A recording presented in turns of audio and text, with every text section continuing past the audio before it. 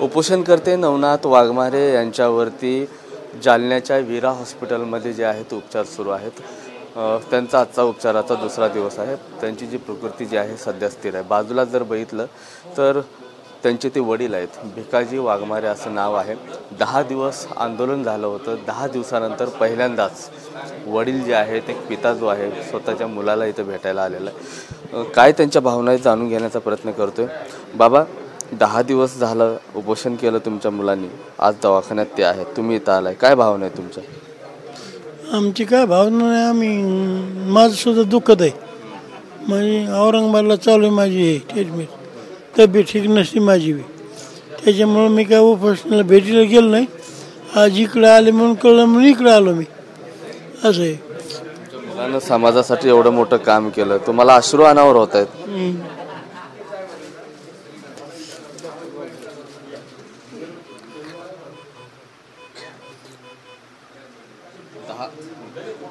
10 दिवसापासून अन्नाचं कणही घेतलं नाही तुमच्या मुलांना।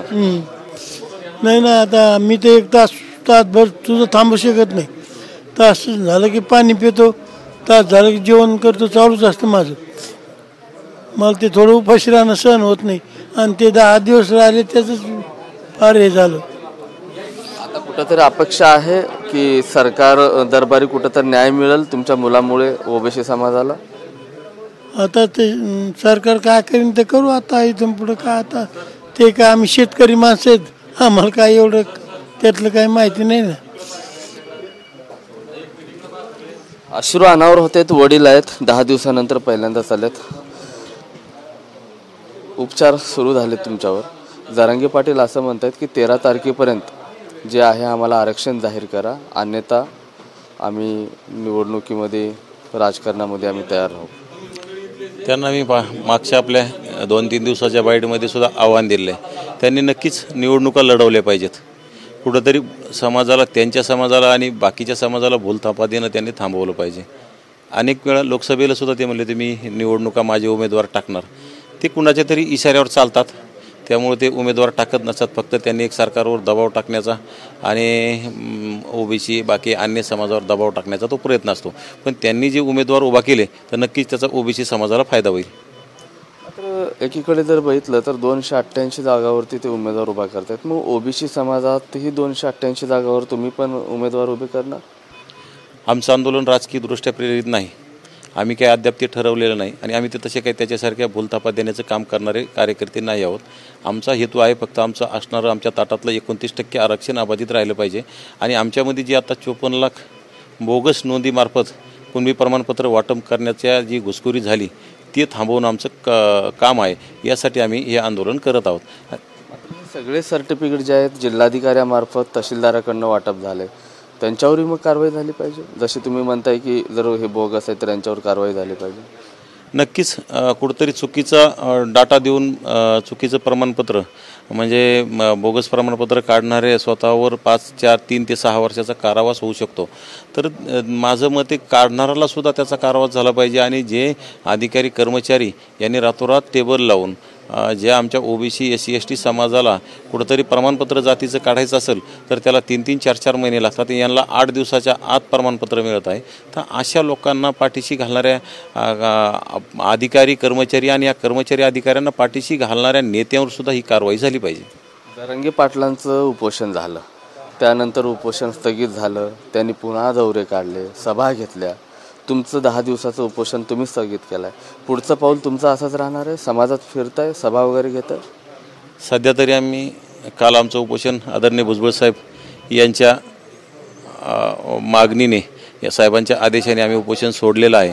कारण की मुख्यमंत्र्यांनी भुजबळ साहेबांना शब्द दिला आहे, आणि भुजबळ साहेबांनी आम्हाला सांगितलं की मुख्यमंत्री आपल्याविषयी सकारात्मक आहेत, येत्या ही पावसाळी अधिवेशनात आपले निर्णय 100% होण्याची शक्यता आहे। तर आपण तात्पुरतं उपोषण मागं घ्यावं, आणि साहेबाचा शब्द आम्ही डावलू शकत नाहीत। साहेबाचा मान ठेवून आम्ही उपोषण थांबवलेलं आहे, आणि ह्या अधिवेशनात नाही झालं तर आम्ही पुन्हा नक्कीच पुन्हा आंदोलनाची दिशा ठरवू। आणि आज सध्या आम्ही रेस्ट करण्यासाठी आलो आहोत। आता डॉक्टरांच्या सल्ल्यानुसार 2 दिवस 4 दिवस काय जे आम्हाला रेस्ट करावं लागेल, त्यानंतर कुटुंबाच्या भेटी वगैरे, त्यानंतर आमच्या समन्वय समिती, आमचे सगळे शिष्टमंडळ याशी चर्चा करून आमचा पुढची दिशा आम्हाला ठरवावी लागेल। आंदोलन पुन्हा वडीगोद्रीमध्ये सुरुवात होईल का परिसर चेंज होईल? नाही, आमचं ठिकाण फायनल आहे, तेच आहे. आमचं आंदोलन कुठं झालं त्याचं जसं तिथंच करतो आणि आम्ही काही दुसऱ्याच्या गावी जाऊन करत नाही. आमचा समाज आहे तिथला. आम्ही काही कोणाला त्रास होईल असं आंदोलन करत नाही आहोत. त्यासारखं चुकीचं नाही. तिथं त्याच्या गावामध्ये 75% ओबीसी समाज आहे आणि पण हे कुठंतरी तिथं जाऊन करतो. आमच्या ओबीसी समाजाला खूप त्रास झाला. तुम्ही TV चॅनल माध्यमातून छोट्या छोट्या मुलींच्या सुद्धा प्रतिक्रिया घेतल्या. त्यांच्यासुद्धा काय भावना आहेत तुम्ही लक्षात घेतल्या आणि आमच्या आंदोलनाच्या भावना घ्या. आमच्या आंदोलनाच्या माध्यमातून कुणाच्याही भावना दुखावलेल्या नाहीत. छगन भुजबळ हे 2 जातीमध्ये तेढ निर्माण करतात असा आरोप जरांगे पाटील करतात.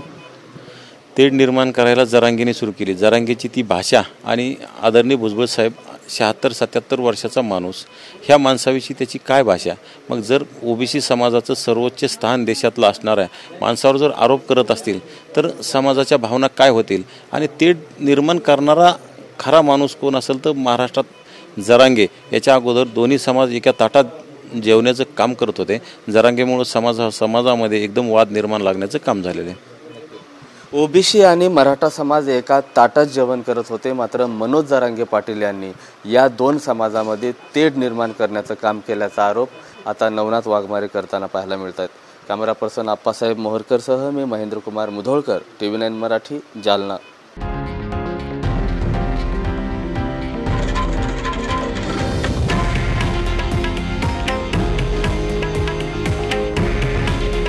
हे आहे देशातील नंबर 1 न्यूज नेटवर्क आणि आपण पाहत आहात TV9 मराठी.